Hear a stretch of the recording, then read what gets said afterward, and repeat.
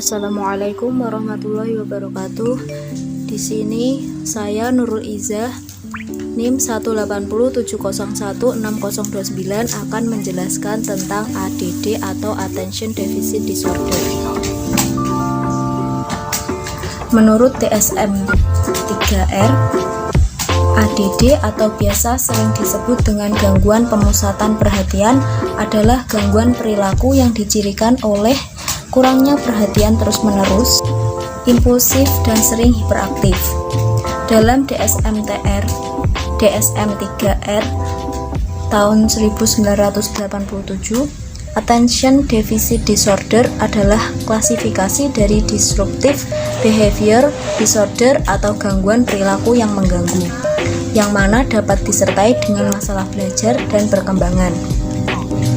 Klasifikasi menurut DSM-3 membedakan 3 tipe Attention Deficit Disorder atau ADD dengan hiperaktivitas dan tanpa hiperaktivitas serta tipe residual, yang mana nanti akan dijelaskan oleh teman saya.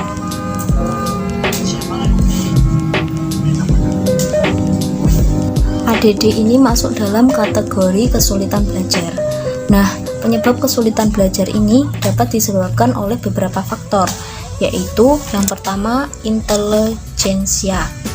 Perbedaan belajar terjadi dalam semua segmen penduduk, dari yang berbakat sampai yang terbelakang. Tapi para profesional cenderung membicarakan lemah belajar hanya untuk anak dengan kemampuan rata-rata atau di atas rata-rata. Yang kedua yaitu kelemahan saraf sensor. Bagi anak-anak yang lemah belajar, kelemahan saraf sensor mengacu pada sistem kerja mata dan telinga anak itu, atau pada hubungan sistem saraf pusat dari organ ke organ tersebut. Orang biasanya itu harus mempunyai mata dan telinga yang sehat untuk bisa mendengarkan musik atau menyaksikan mentari terbit yang indah. Tetapi ada orang yang penglihatannya 20 atau 28 pendengarannya sempurna, mungkin salah menginterpretasikan kesan-kesan saraf sensor karena sistem saraf pusat kurang berfungsi. Yang ketiga yaitu tingkat aktivitas dan jangka perhatian. Kemampuan untuk memusatkan perhatian dan berkonsentrasi pada satu tugas, jika perlu termasuk duduk manis, merupakan satu persyaratan penting untuk belajar. Seorang anak harus memperhatikan pelajaran agar bisa mempelajari materi pelajaran tersebut. Simptom kurang mampu memperhatikan, impulsif, dan pikiran mudah terpecah jelas membuat ini tidak mungkin. Yang keempat yaitu faktor genetik.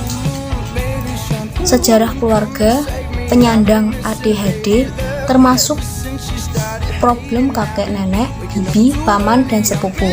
Kadang-kadang menjadi petunjuk untuk problem seorang anak kecil di sekolah. Yang kelima yaitu trauma prenatal, melahirkan, dan pasca natal. Kelahiran prematur, berat badan turun pada masa kehamilan, anoreksia atau kekurangan cadangan oksigen ke otak selama kehamilan atau setelah kelahiran, atau luka fisik serius bisa mata mempengaruhi kemampuan belajar seorang anak. Selanjutnya yaitu macam-macam ADD. Macam-macam dari gangguan perhatian terbagi menjadi 3. Yang pertama yaitu berdasarkan intensitasnya. Banyak sedikitnya kesadaran yang menyertai suatu aktivitas atau pengalaman batin. Perhatian dibedakan menjadi perhatian intensif dan perhatian tidak intensif.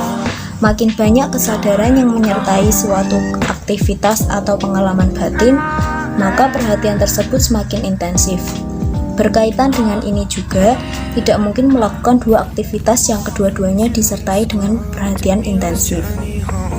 Yang kedua, yaitu berdasarkan cara munculnya perhatian. Dapat dibedakan menjadi perhatian spontan atau tak sekehendak atau tak sengaja, dan perhatian sekehendak atau perhatian yang disengaja atau perhatian reflektif. Dalam kenyataannya, seringkali perhatian spontan cenderung lebih lama dan lebih intensif dibandingkan dengan perhatian kehendak. Yang ketiga yaitu berdasarkan luasnya objek yang dikenai perhatian. Perhatian dapat dibedakan menjadi perhatian terpancar atau perhatian terpencar atau distributif, dan perhatian memusat atau konsentratif. Kemudian perihal jenisnya gangguan perhatian dibedakan menjadi 3, yaitu distrabilitas, yaitu kemampuan mengarahkan perhatian dirinya. Perhatiannya mudah teralihkan pada rangsang atau stimuli yang tidak berarti. Kedua yaitu aporeksia atau ketidaksanggupan untuk memperhatikan secara tekun dalam waktu singkat terhadap suatu situasi dengan tidak memandang pentingnya situasi tersebut. Yang ketiga yaitu hiperproseksia, yaitu konsentrasi yang melebih-lebihkan sehingga lapangan persepsi menjadi sangat sempit. Sekian presentasi dari saya, kurang lebihnya mohon maaf. Wassalamualaikum warahmatullahi wabarakatuh. Waalaikumsalam.